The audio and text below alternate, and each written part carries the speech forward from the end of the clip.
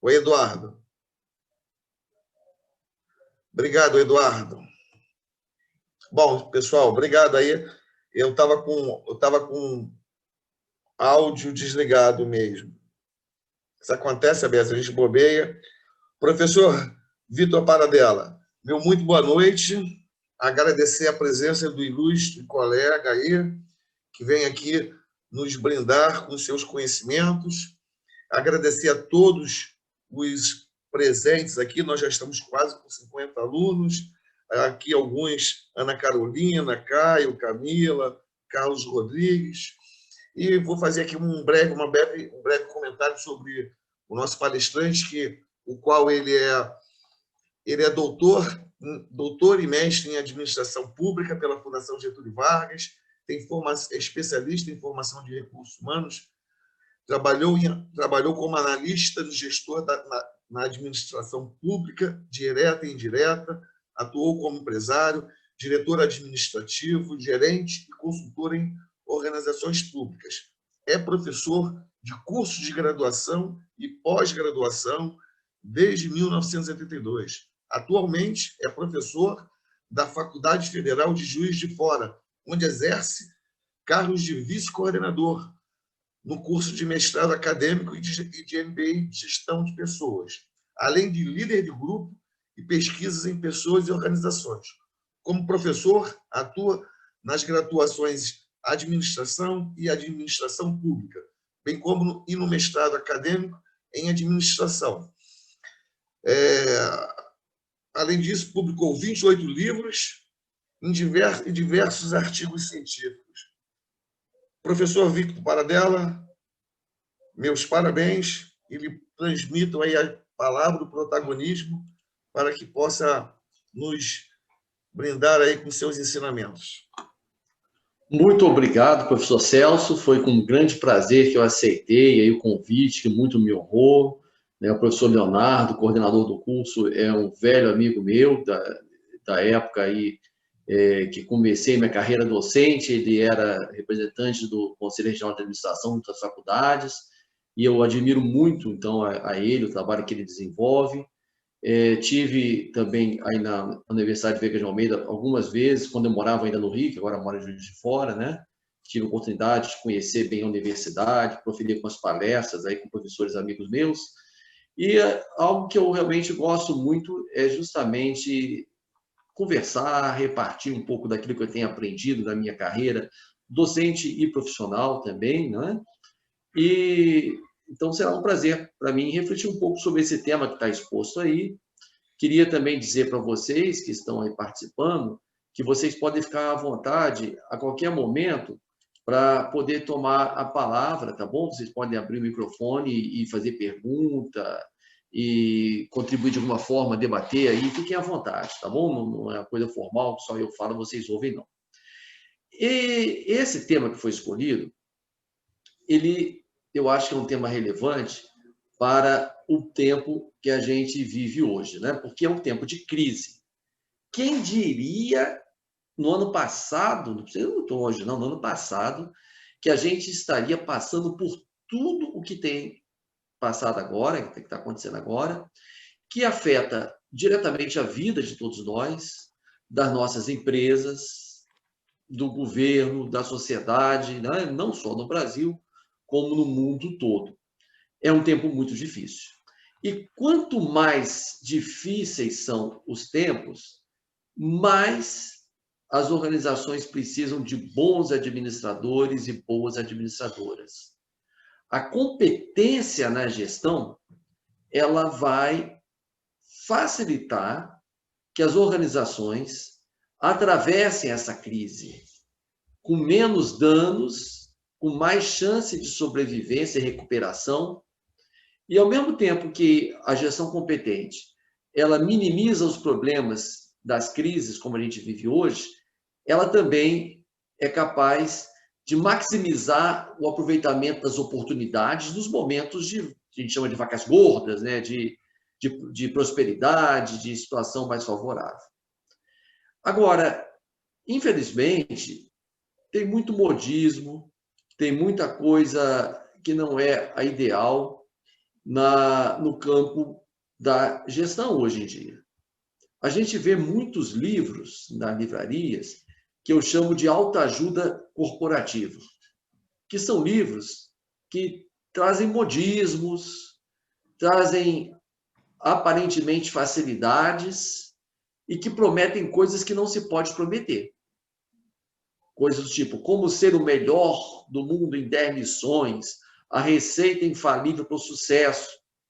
Eu sempre falo para os meus alunos o seguinte: não existe receita de sucesso. Se alguém quiser vender a você uma receita de sucesso, foge. Porque das duas, uma. Ou essa pessoa que diz ter uma receita de sucesso é muito picareta, quer te enganar, ou é muito ingênua, nunca trabalhou, está falando de uma coisa que ela não conhece. Porque a vida, hoje em dia, em qualquer organização, ela tende a ser caótica. Caótica. E a gente, então, tem que fugir das más teorias em gestão. Por outro lado, a gente tem que, mais do que nunca, conhecer as bases do pensamento administrativo. As teorias que se consolidaram como a nossa base fundamental de ação do administrador, da administradora. E quando eu falo isso, eu não estou dizendo que a gente deva ficar em intermináveis discussões filosóficas, com devaneios intelectuais, falando de coisas abstratas chamadas teorias. Não. Muitas pessoas, elas têm preconceito contra a teoria. Eu já vi várias pessoas falarem o seguinte: teoria é muito bonito, mas na prática é diferente. Será? Sim, isso às vezes acontece. Mas quando isso acontece, uma das duas está errada, ou a teoria ou a prática. Ou a teoria está furada, está mal aplicada, ou a prática deveria ser revista. Eu sou partidário de uma outra máxima, de um outro pensamento, que diz o seguinte: nada mais prático do que uma boa teoria. Por quê? No campo da gestão, no campo da administração, as nossas teorias, com T maiúsculo, né, as teorias boas, não essas bobagens que às vezes vendem como modismo, não. As boas teorias, elas não foram desenvolvidas e publicadas por pessoas que não conheciam da prática. Se você pegar, né, quem já estudou aí TGA, Teoria Geral da Administração, e pegar os grandes vultos da história da administração, todos eles tinham larga e bem-sucedida experiência prática. Vou pegar os dois mais antigos, assim, que a gente estuda, Taylor e Fayol, por exemplo. Poxa, o Taylor se tornou um dirigente super bem-sucedido da Midway Stillman, né, uma siderúrgica, e ele depois se tornou consultor de inúmeras empresas, fazendo com que a produtividade desse saltos que chegava algumas vezes em 10 vezes mais produtivo, um cara que conhecia da prática. Fayol, Henri Fayol, ele assumiu a presidência de uma mineradora falida e tornou essa mineradora uma das empresas mais prósperas da França, e por aí afora. Então, assim, resgatar uma boa teoria não significa, o professor hoje vai ficar fazendo devaneios aqui e coisas abstratas. Não, nós vamos falar na prática como a teoria que escolhemos para abordar hoje, que é uma teoria muito pertinente, que é a sistêmica, né, abordagem sistêmica, como ela pode ajudar as nossas empresas, as nossas organizações a melhor atravessar o tempo de crise que a gente vive hoje em dia, tá certo? Bom, e aí vamos contextualizar, antes de mais nada, como que surgiu a teoria sistêmica ou o que ela representou. O surgimento da teoria sistêmica representou, dentre outras coisas, mas uma das aspectos mais importantes, a superação da ideia que as organizações devem ser entendidas como se fossem grandes máquinas. E aí o filme Tempos Modernos, Charlie Chaplin, da onde foi retirada essa imagem aqui, ele faz uma crítica contundente. faz uma crítica contundente à visão mecanicista. Porque o que acontecia, né? Essa visão mecanicista, ela não veio do nada, ela não surgiu gratuitamente. O que acontecia no mundo quando as primeiras teorias sistemáticas da administração surgiram? As pessoas estavam absolutamente encantadas pelo potencial que as máquinas tinham. Por quê? Antes da industrialização, a vida era muito mais difícil. Os produtos e serviços eram raros, caros, acessíveis a poucas pessoas. Vou pegar um exemplo, um sapato. Sapato, antes de haver as indústrias, quando ele era feito apenas de forma artesanal por sapateiros, né? O que acontecia com o sapato? Ele era muito caro, porque não é fácil você pegar um pedaço de couro e fazer dele um sapato, não. Isso é um processo demorado, complexo, que exige muita competência do artesão, e por isso era um bem de luxo. Não sei se vocês sabem, mas antigamente só pessoas de maiores recursos financeiros é que tinham um sapato. Os remediados tinham um par que guardavam para o domingo na igreja. E os mais pobres não tinham nenhum sapato. Andava só de chinelo ou descalço mesmo. Aí vem, por exemplo, uma máquina de produção de calçados, uma indústria calçadista. E aquilo que demorava dias para ser feito, é feito agora aos montes. Por hora, dezenas de pares são cuspidas de uma linha de produção mecanizada de sapatos. A qualidade fica muito boa e o preço desse tamanhozinho em relação ao que era antes. E todos podem agora comprar sapato. Isso foi acontecendo com todos os produtos. Sapato foi só um exemplo. Por quê? Porque a mecanização da produção, ela trouxe um novo nível de produtividade. E aí, com isso, mais conforto para todo mundo. Mais produtos, mais serviços, baratos, acessíveis e de qualidade. Então, isso causou um encantamento com as máquinas. Nossa, as máquinas são tão boas, são maravilhosas, e todos passam a querer que as empresas se espelhassem nas máquinas.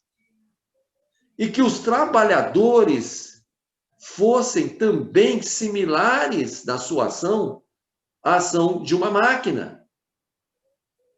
E o que isso significa em termos práticos? Vamos lá. Uma máquina, ela é previsível. Uma máquina, ela é controlável. Você mexe nos botões, você liga, desliga, aumenta a velocidade dela, totalmente controlada por fora.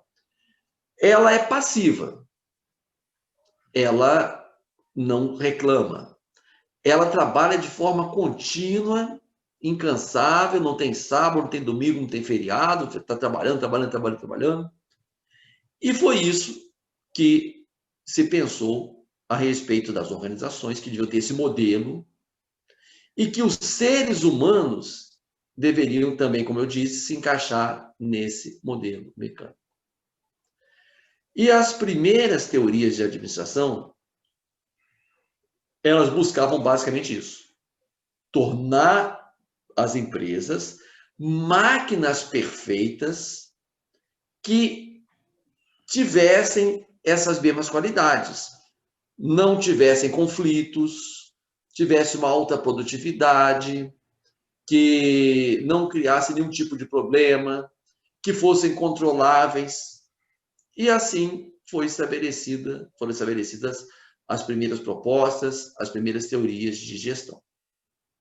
E essas teorias, como eu disse, levaram a um incremento incrível na produtividade. Mas chegou um momento que ficou claro que, como a gente diz popularmente, o buraco é mais embaixo. As coisas não são bem assim. As pessoas não são máquinas e não querem ser tratadas como máquinas. Taylor, com toda a excelência da contribuição dele, ele foi um homem econômico, isso mesmo. que botou aqui no bate-papo. Taylor foi conhecido, né, pela sua excelência, e ele chegou a ser processado como inimigo número 1 do trabalhador norte-americano, justamente por essa visão mecânica, que causava muito desconforto às pessoas, e no filme do Charlie Chaplin a gente percebe isso. Além do comportamento humano ser muito mais complexo que o de uma máquina, nós não somos máquinas.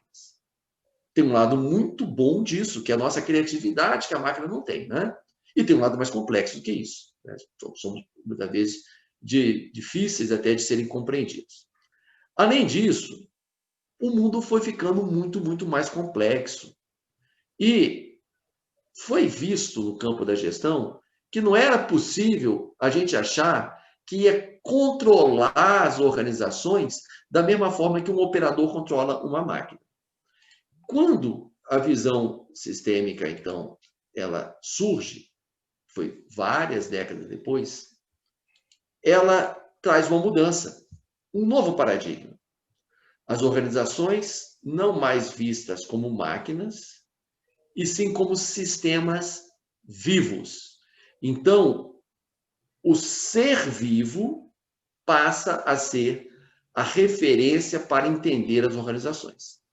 O que faz muito sentido, porque, embora as organizações usem máquinas, a gente tem o seu direcionamento para seres vivos, para pessoas, que são os clientes atendidos, e tem o seu trabalho coordenado fundamentalmente por pessoas.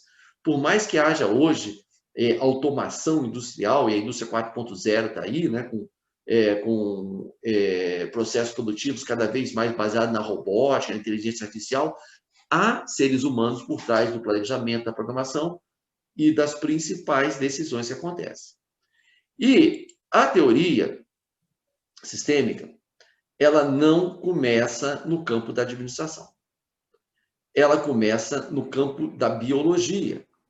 O que pode parecer estranho, mas, na verdade, nenhuma teoria administrativa das anteriores surge da administração, que a administração, na verdade, é uma ciência até que tem o seu campo teórico recente. Aqui no Brasil, por exemplo, o reconhecimento da figura do administrador como profissão foi em 1965, quer dizer, né? Mas, enfim, esse biólogo aqui, o Bertalanffy, ele desenvolveu uma teoria que foi direcionada para entender sistemas biológicos, ecossistemas. E tão interessante foi essa teoria que ela foi adaptada para outros campos de saber, principalmente para a administração a partir da década de 1960. E depois, aqui no Brasil, década de 70 marcou a emergência mais forte dessa teoria aplicada nos modelos de gestão, e ela se consagrou de tal modo que hoje qualquer pessoa que fale em um sistema, a gente acha natural. A gente fala sistema bancário, sistema educacional, sistema financeiro, sistema de controle, sistema disso, sistema daquilo, nem isso a gente usa a palavra sistema o tempo todo. Porque o que Bertalanffy mostrou para a gente é que você não pode ver as coisas de forma isolada. O sistema é um conjunto de partes, de elementos que atuam de modo coordenado e que a ação de um influencia na ação do outro. Nós vamos voltar a falar um pouco mais sobre isso. Mas vamos ver, então, na incorporação dessa teoria para o campo da administração, da gestão, quais são os principais fundamentos e como que eles se aplicam na gestão de uma empresa e, portanto, ajudam a superar as crises, que esse é o nosso tema de hoje. Primeiro ponto fundamental. As organizações, elas precisam ser vistas como sistemas abertos. E o que isso significa?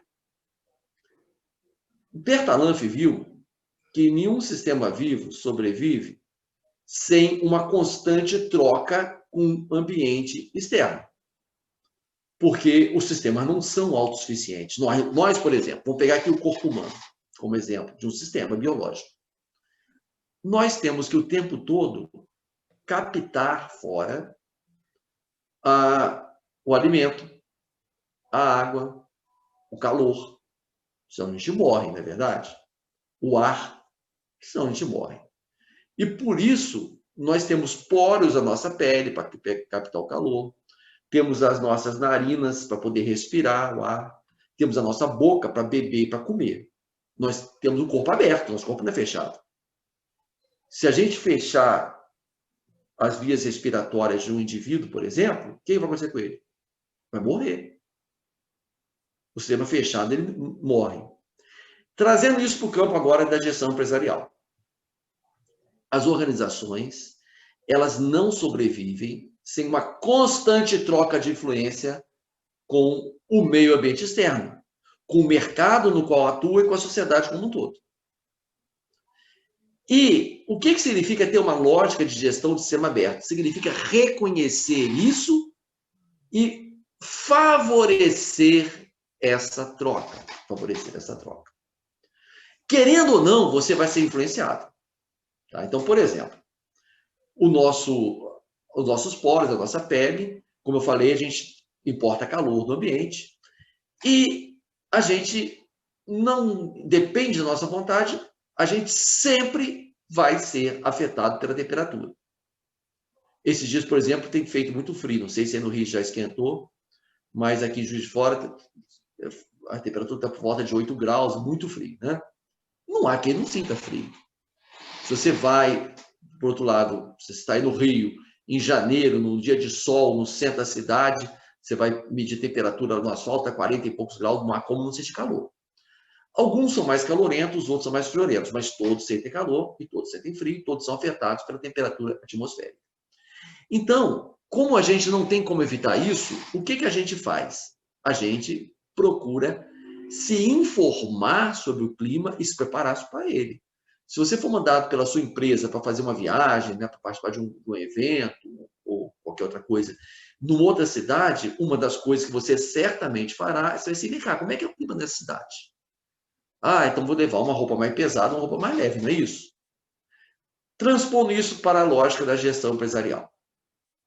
Não temos como imaginar que qualquer empresa possa não ser afetada pelo que o concorrente faz, pelas mudanças na tecnologia, pelas mudanças na economia, pelas mudanças da cultura, pelos desejos dos clientes, pelas normas do governo. Tudo isso impacta. Então, quem tem uma lógica de sistema aberto, o que faz? Fica de olho nisso aí. Um grande empresário que também contribuiu para a visão clássica de administração, que foi o Henry Ford, ele teve um monte de acerto e teve alguns erros graves. Não vou falar aqui sobre os acertos, não é o foco, não daria tempo, mas um erro muito grande dele foi, por exemplo, não ouvir os seus clientes. Ele desenvolveu um carro chamado de modelo T, no Brasil conhecido como Ford Bigode, né? T vem de standard, de padrão, e ele fabricava, durante anos e anos, ele fabricou esse único carro, de uma única cor, que era a cor preta, que era a cor que secava mais rápido, e que a tinta secava mais rápido. E quando perguntado por um repórter por que ele só fazia carro preto, ele riu e brincando falou: eu acho que o consumidor pode comprar o carro da cor que ele quiser, desde que seja preta, e riu. E não só a cor era padrão, mas o tipo de carro era padrão. Você podia ser jovem ou idoso, casado ou solteiro, morar na cidade ou no campo, ter muito dinheiro ou pouco dinheiro, seu carro era aquele único que ele fabricava. Depois, a Ford quase foi à bancarrota, quando a General Motors, com Alfred Sloan, entra com essa visão de fragmentar o portfólio de produtos e atender os clientes e tal.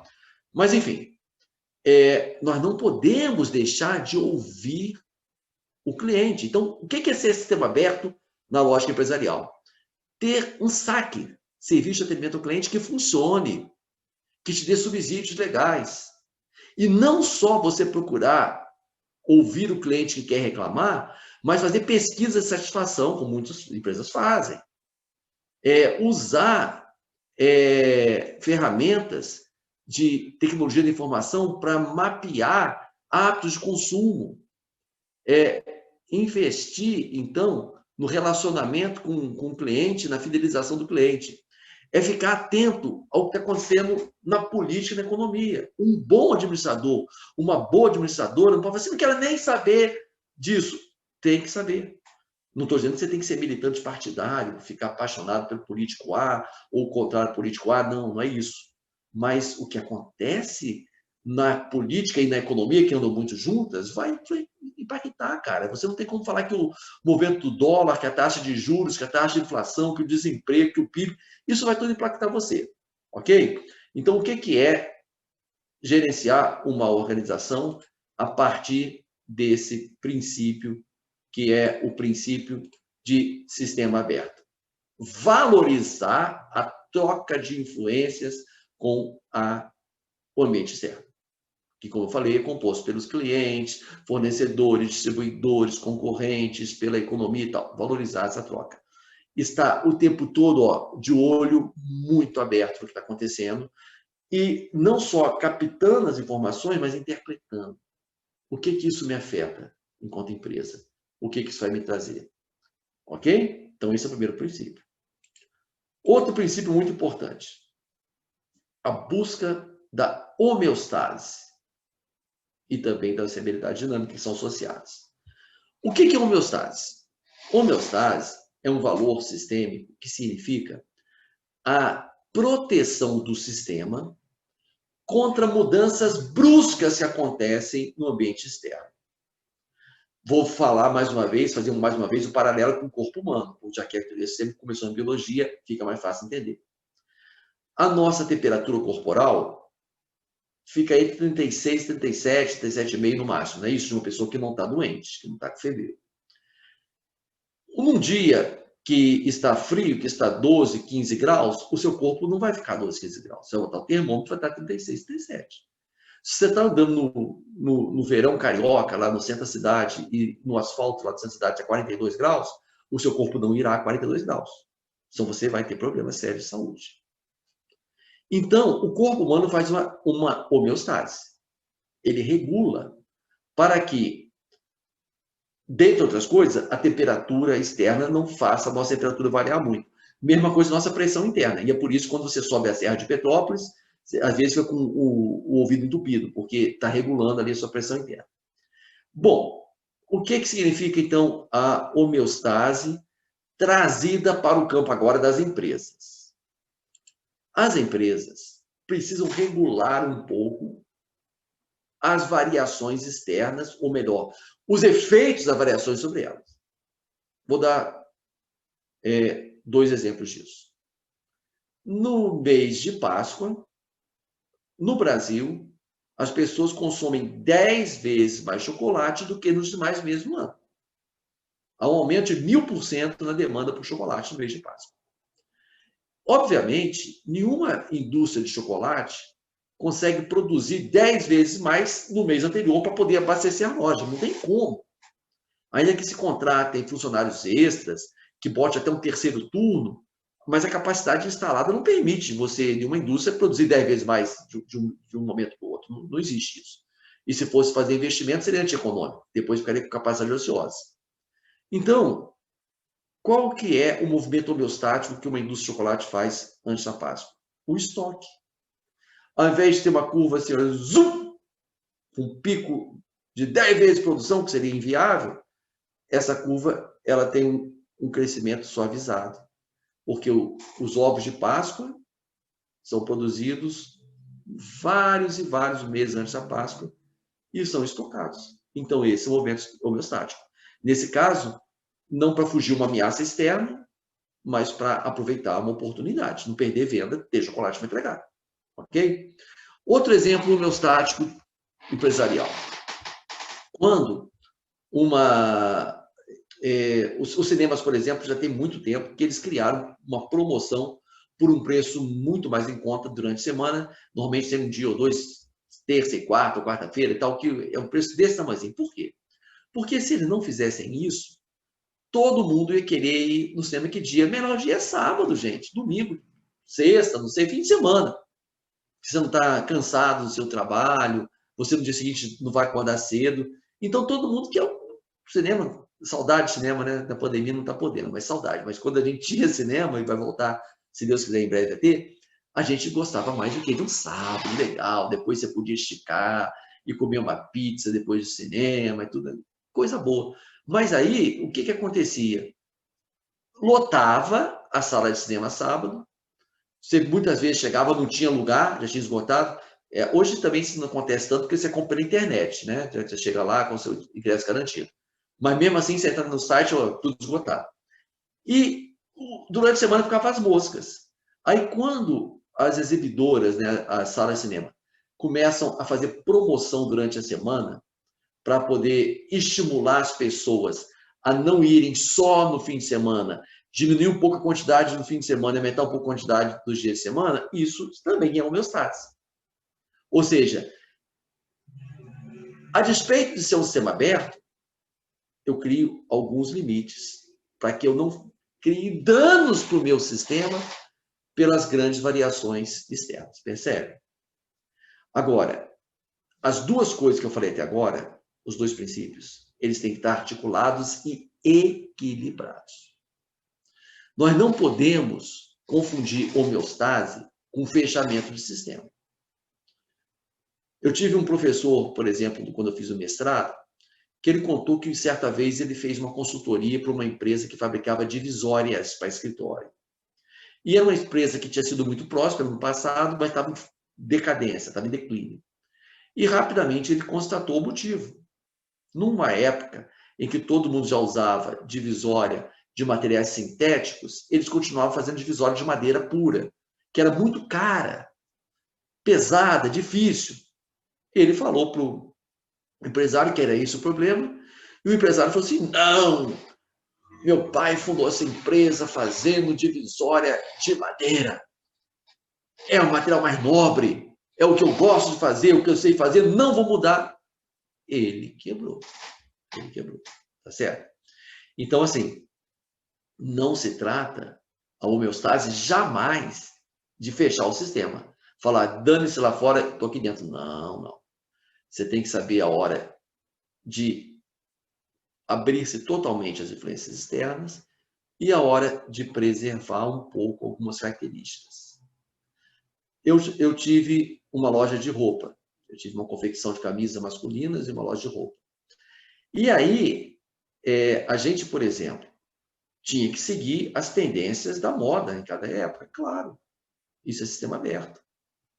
Não é vender a roupa que eu gosto e acabou não vender a roupa que as pessoas querem comprar de acordo com a moda, né? Agora, a gente tinha que ter o quê? Um determinado padrão de qualidade e preço. Por quê?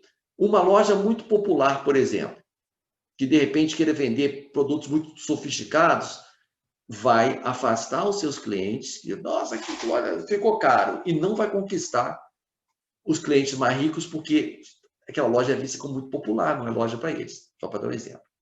Então, assim, a gente tem que saber o que a gente fica totalmente disposto a dançar conforme a música, vamos dizer assim, e o que a gente vai criar uma certa filtragem para não ficar à mercê de tudo que está acontecendo, que é o que fazem os cinemas e é o que fazem as fábricas de chocolate, como eu falei. E estabilidade dinâmica significa o quê? Que você está buscando, sim, a estabilidade, mas não estática, e sim se mexendo. Antigamente, a estabilidade era estática. O que significa isso? Quando uma empresa alcançava o sucesso, ela podia permanecer fazendo aquilo que tinha aprendido a fazer da mesma forma sempre. Exemplo.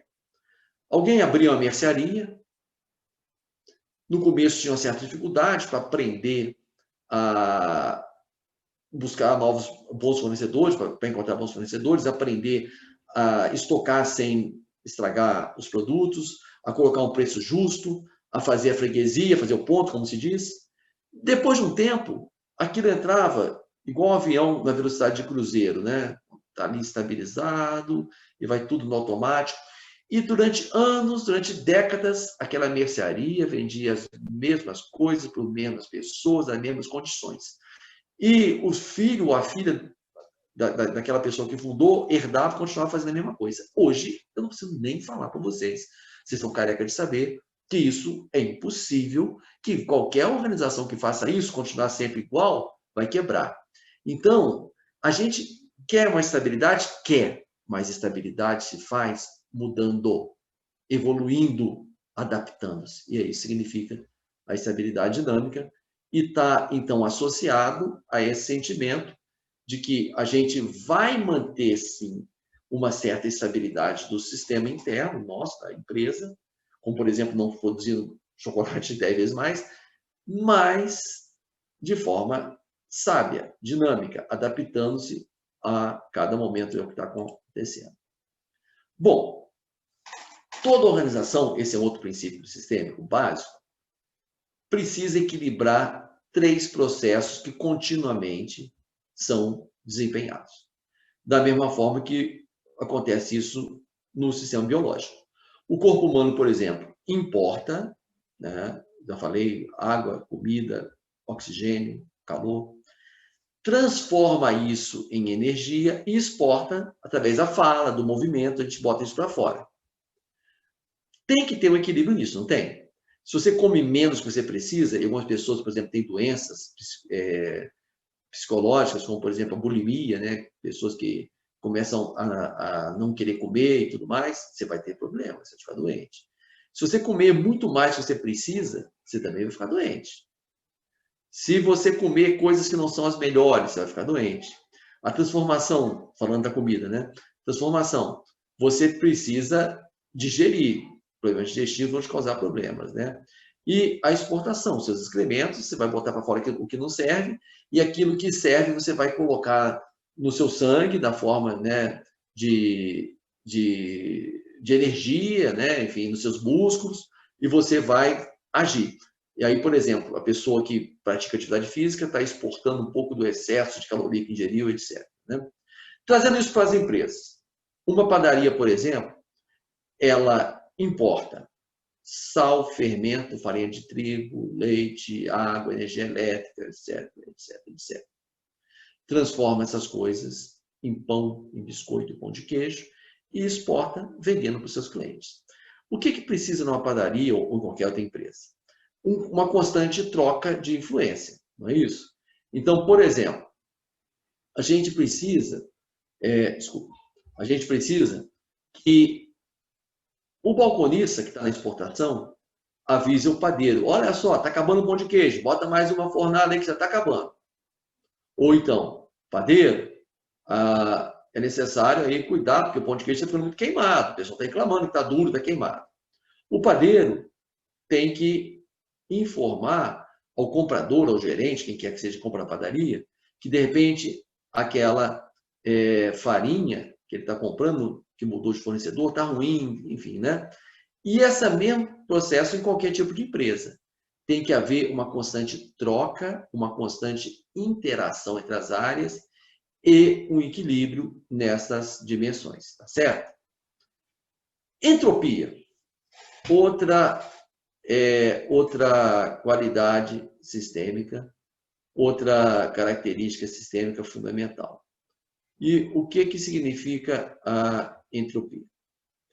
Entropia é a tendência à morte, a tendência ao declínio que todas as organizações possuem, como todo corpo humano, todo corpo, todo ser vivo. Essa curva aqui é a curva que mostra essa tendência.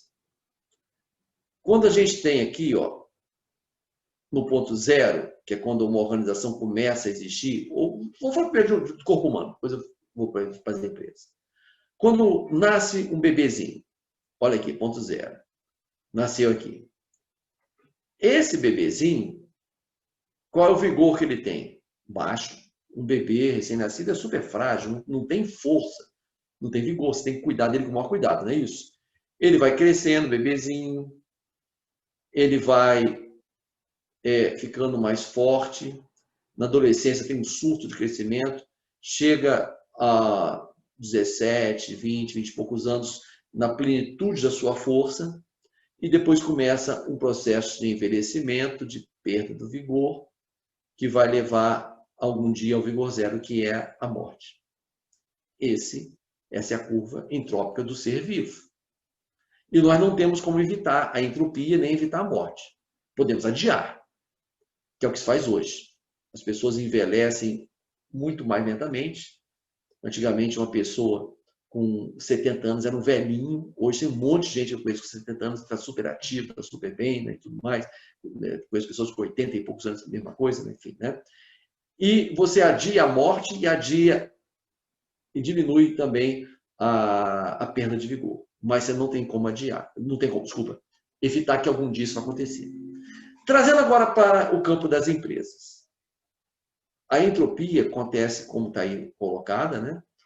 Mas, ao contrário do que acontece com o corpo humano, a entropia empresarial ela pode ser evitada. Ela pode e deve ser não apenas adiada, mas ela pode e deve ser evitada. E como que você faz isso? Você faz isso voltando àqueles princípios anteriores. Muita atenção no que está acontecendo lá fora, sistema aberto. Protegendo a essência da sua organização para não desconfigurar-se, que é a homeostase. Buscando equilíbrio dinâmico e tendo um processo produtivo eficiente naquelas 3 fases, tá certo? Mas vamos pegar aqui um exemplo bem claro de combate à entropia, de combate bem-sucedido, que eu acho que vai entender melhor esse conceito. Se eu falar para vocês assim, pensem em um produto que há décadas e décadas a empresa que o fabrica é líder de mercado no qual atua, não só no Brasil, como no mundo inteiro. Esse produto, duvido que alguém aqui nunca tenha consumido, e você consegue encontrar esse produto em qualquer lugar do Brasil e do mundo que você for, facilmente. Que produto é esse? Alguém se arrisca, quer falar ou quer escrever aqui no chat? Que produto é esse? Você compra facilmente em qualquer lugar que você vai, todo mundo já consumiu, consome, é líder há muitos anos de mercado. Coca-Cola, exatamente. Né? Deixa eu botar aqui o óculos para enxergar aqui. Leonel Quirino botou Coca-Cola. O Júlio colocou cerveja, mas a cerveja é mais genérico, né? A gente está falando de um produto específico, a Coca-Cola. E a cerveja não tem uma marca tão assim preponderante de nível mundial. Bom, a Coca-Cola é um fenômeno. Por quê? Quantas décadas ela está na liderança? Não só a Coca-Cola em si, o líquido Coca-Cola, mas a empresa. E por quê? Vamos ver por que ela não entrou em declínio. Por que não entrou? A empresa, não o produto só. Olha só, antigamente só existia a Coca-Cola na versão com açúcar. Vocês são mais novos que eu, estou com 55 anos, mas na minha infância, na minha adolescência, não existia Coca-Cola sem açúcar. A Coca-Cola Diet foi lançada no Brasil na década de 80. Né? E depois, como não tinha um gosto muito bom, e dieta é algo que remete a sofrimento, a privação, trocaram para light, depois para zero. Né? E aprimorando o sabor para ficar mais parecido com a Coca-Cola original. Já imaginaram se não tivesse sido feita essa mudança? Quantas pessoas hoje não tomariam refrigerante, não só Coca-Cola, mas refrigerante, né? Porque querem emagrecer, né? Ou por vaidade, ou por saúde, né? Ou porque são diabéticos, é uma doença que se expandiu muito. Então, essa foi uma mudança importante que evitou um declínio severo. Outra mudança na Coca-Cola, a embalagem, o casco. Quando eu era criança e adolescente, até minha adolescência, a Coca-Cola era vendida somente em casco de vidro retornável. Você tinha que levar o casco vazio no supermercado, na padaria, para trazer um casco cheio. Você levava o vazio e pegava o cheio. Isso, hoje, não é nada funcional, porque antigamente as pessoas moravam em casas maiores e tinha um depósito onde tinha lá engradados de Coca-Cola. Quem vai ter espaço hoje para guardar engradados de refrigerante? Ninguém. A gente também não tem mais aquele tempo que tinha antes. Você ir em casa, pegar os caços vazios de refrigerante para ir no supermercado, não, você passa lá e pega. Então, a garrafa descartável, a PET, ajudou muito a não perder clientes por a dificuldade de ficar levando o casco vazio. Por outro lado, a PET ficou um pouco mais cara, claro que é descartável, e aí nos bairros mais pobres, a Coca-Cola começou a perder mercado para as tubaínas, refrigerantes mais populares, que vêm em caixas de cerveja. Ela relançou nesses bairros a garrafa de vidro retornável para ter um preço um pouco mais baixo, né? Outra mudança importante na Coca-Cola. Quando eu era adolescente, não existia ainda o McDonald's no Brasil. O nosso fast food principal era o Bob's, né? E o Bob's não vendia refrigerante. Sabia disso? Não vendia. Era só refresco. Era uva, caju, laranja, limão, mate. Por que não vendia refrigerante?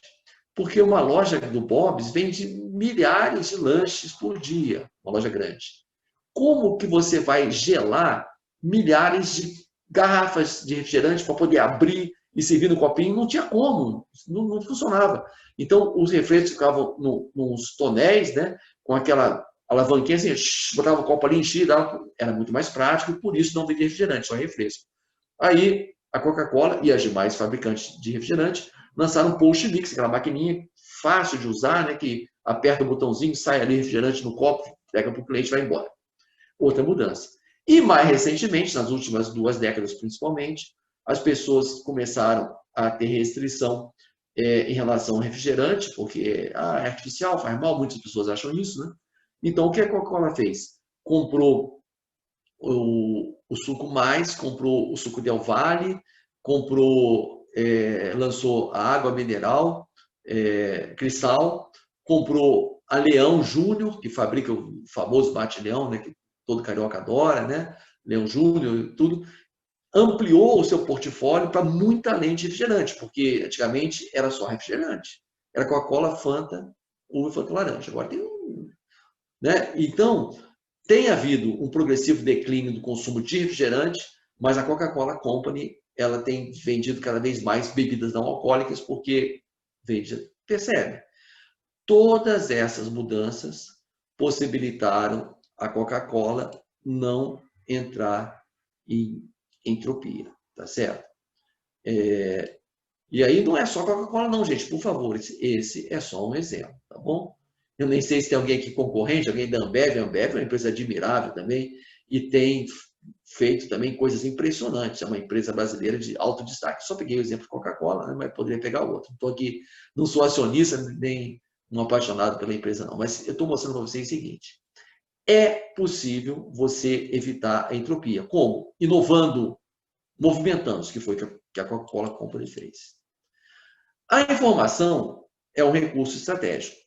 E não é à toa que na década de 70 e depois 80 principalmente e seguintes, a TI, a tecnologia da informação, ganha um status diferenciado nas organizações, de algo extremamente estratégico. Justamente por quê? Porque como que você vai combater a entropia sem informação? Não tem como. Você tem que saber o que está acontecendo, não é isso? Como que você vai evitar que o desalinhamento daquelas 3 funções, que são a importação, transformação e exportação, sem ter informações? Como que você vai fazer a homeostase sem ter informações? Tudo depende de uma boa informação. Então, informação é tudo. E a teoria sistêmica chama a atenção disso. As organizações precisam saber tratar. Aí você fala, isso é evidente. Sim, é evidente e muitas vezes não é feito. E transformar dados em informação e informação em conhecimento é algo que poucas empresas ainda sabem fazer. Ainda sabem fazer. Eu fiz uma vez uma consultoria para uma rede de supermercados. Eles tinham já os seus terminais de caixa, né, de checkout já informatizado, e tinham um cartão de fidelidade onde, quando a pessoa comprava, era registrado o CPF ou o número do cartão dela, Então, gerava uma massa de dados impressionante e incrível, que era o que cada um consumia. Eles jamais tinham usado isso estrategicamente. E eu falei, gente, olha aqui, vamos lá, algumas funcionalidades que isso aqui pode ter dessa massa de dados de vocês. Vocês podem, por exemplo, identificar qual é a sinergia dos produtos. Todos que compram produto A com produto B. Isso é fundamental no layout do supermercado, na disposição, nas promoções, né? Compra um, leva outro de graça. Vocês podem montar malas diretas para fazer promoção em conjunto com fornecedores. Alguém lança um novo produto no mercado e procura você, para você ser parceiro e tal. Você tem uma mala direta, quem que compra o concorrente, aquele produto que é mais similar a ele? Você pode mandar para eles, enfim. Eu dei uma série de dicas que eles nunca tinham feito.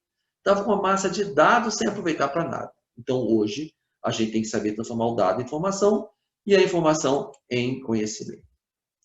Outro princípio fundamental é a chamada equifinalidade. E o que significa equifinalidade?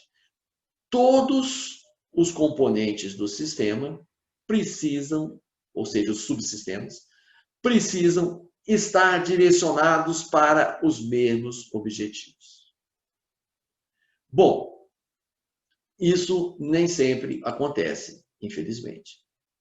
Eu fiz uma vez uma consultoria para uma determinada organização, e aí sempre que eu falo assim, né, mal de uma organização, por questão de ética, eu jamais vou falar qual o nome, né? Mas eu estava num grupo, né, de consultores, e essa organização estava precisando sofrer lá uma mexida, e uma das primeiras coisas que nós fizemos, eu e os outros consultores, foi entrevistar individualmente cada um dos diretores. Se não me engano, eram 6 diretores que eles tinham, os principais gestores.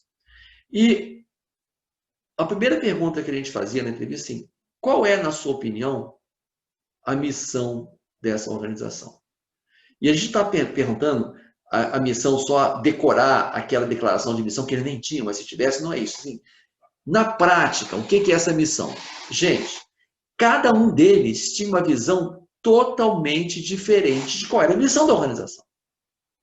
Uns achavam que era para fazer uma coisa, outros achavam que era para... Gente, eu falei, cara, não há como prosperar, não há como prosperar desse jeito. Por uma questão aí de contratação, tudo, a consultoria não foi adiante. A gente, logo no início, interromper, deu problema lá de contratação e tal. E essa organização não existe mais e deixou de existir e não me surpreendeu em nada. Porque sem equifinalidade não há como você ser forte. Agora, muito cuidado para não confundir as coisas. Equifinalidade não significa que as pessoas têm que ser iguais ou os setores ser iguais. Não, de jeito nenhum. Significa que tem que buscar os mesmos objetivos, isso sim.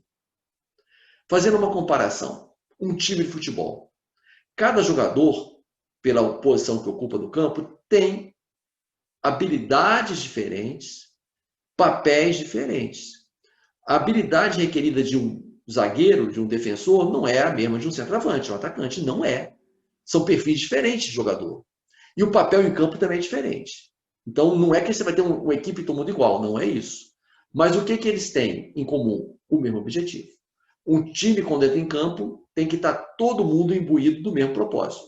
O técnico tem que falar, olha, gente, é tudo ou nada. Temos que ir para frente, se perder de um, perder de dois, mas não temos que buscar a vitória. Ou então, gente, ó, empate é bom negócio, vamos segurar. Não é isso? Já pensou se um time entra, alguns jogadores achando que é para ir para tudo ou nada, e outros achando que é para recuar, para abrir um buraco no meio campo, esse time vai tomar uma goleada. Não é verdade? O mesmo tem que haver nas organizações. Todas as pessoas e todos os setores têm que ter equifinalidade. O que quer dizer que tem que ter essa clareza de para onde nós vamos. E a forma de operar pode ser diferente. Por exemplo, vou dar um exemplo que vocês conhecem bem. O McDonald's. O McDonald's, a operação da loja, ela é feita numa perspectiva mecânica, numa perspectiva de repetição, numa perspectiva de previsibilidade, porque o padrão deles é o quê? Qual que é o objetivo deles? Oferecer um lanche de um determinado padrão que é pré-estabelecido, que tem um gosto que todo mundo conhece, ninguém vai ao McDonald's para ser surpreendido, não é isso? Esse é o sucesso deles, é o caminho de sucesso do McDonald's. Agora, a lógica de... Enquanto a gerência de uma loja é toda nessa loja mecânica terrorista, A lógica, por exemplo, da área de marketing deles não tem nada de terrorista, de mecânico repetitivo. Trabalha com o quê? Com inovação, com novas soluções, o tempo todo buscando coisas criativas, o tempo todo buscando coisas criativas. Então, na mesma empresa, você tem quase que duas filosofias muito distintas. Percebe? E esse é só um exemplo, mas eu quero dizer, então, que qualquer empresa pode ter também modelos de gestão e práticas distintas de um setor para o outro e precisa, ainda nem pode, precisa contar com equipes de pessoas diferentes, diversas, mas que tem que ter o quê? O mesmo objetivo comum, ok? Outra coisa fundamental é a interdependência das partes. Não dá para um setor achar que é independente dos outros, não dá. Cada setor precisa do outro. Como que o setor de vendas, por exemplo, pode ter um tipo de negociação com o cliente sem estar intimamente articulado com o setor de produção? Como que a produção pode trabalhar sem estar uma articulação muito forte com o setor de suprimentos? Como que o setor de suprimentos pode trabalhar sem uma articulação com a área financeira? Como que a área financeira vai sobreviver se a área de vendas não estiver articulada com a necessidade de fluxo de caixa, de controle? Então, quer dizer, interdependência. Ninguém é independente, isolado, e ninguém deve ser subordinado. Esse é um outro desafio da gestão organizacional contemporânea, né? E, além disso, a gente tem também a chamada abordagem interdisciplinar de problemas, que é o último princípio que eu quero destacar, estamos chegando aqui no nosso tempo limite, né? Mas a abordagem interdisciplinar de problemas significa o seguinte: não dá para você querer resolver qualquer problema que seja num ambiente tão complexo como o que a gente vive, olhando só por uma perspectiva. Então, os problemas de hoje são muito complexos. Você tem que, para resolver um problema de uma empresa, falar assim, vem cá, essas são as soluções, A, B e C. Não ver cada uma delas, as possíveis soluções. Quais são os impactos financeiros? Quais são os impactos mercadológicos do nosso cliente?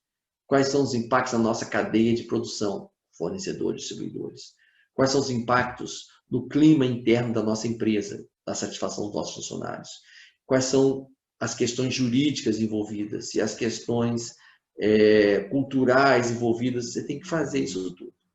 E para fazer isso, a gente tem que aprender a valorizar outras formas de pensar e outras especialidades. Isso para os administradores, em geral, não é difícil, porque a administração é uma ciência interdisciplinar. Mas eu já trabalhei numa empresa, por exemplo, que tinha muitos engenheiros, eram quem controlava a empresa, e tinha, da área de gestão de pessoas na qual eu trabalhava, tinha muitos psicólogos. E os engenheiros e os psicólogos se detestavam. E um puxava o tapete o tempo inteiro, e um criticava o outro o tempo inteiro, isso é bobagem. A gente tem que olhar as coisas por vários ângulos. E aí, meus caros, minhas caras, para vocês que são estudantes de administração, um conselho: não fiquem focados em uma só área da administração. Primeiro conselho. A minha área original de trabalho, a área que eu me apaixonei e tornei professor, é gestão de pessoas. Mas eu fui na Prefeitura do Rio, subchefe de assuntos técnicos, eu lidava com orçamento, eu lidava com planejamento, eu lidava com informática. Eu fui empresário, eu tive que lidar com todas as áreas de administração.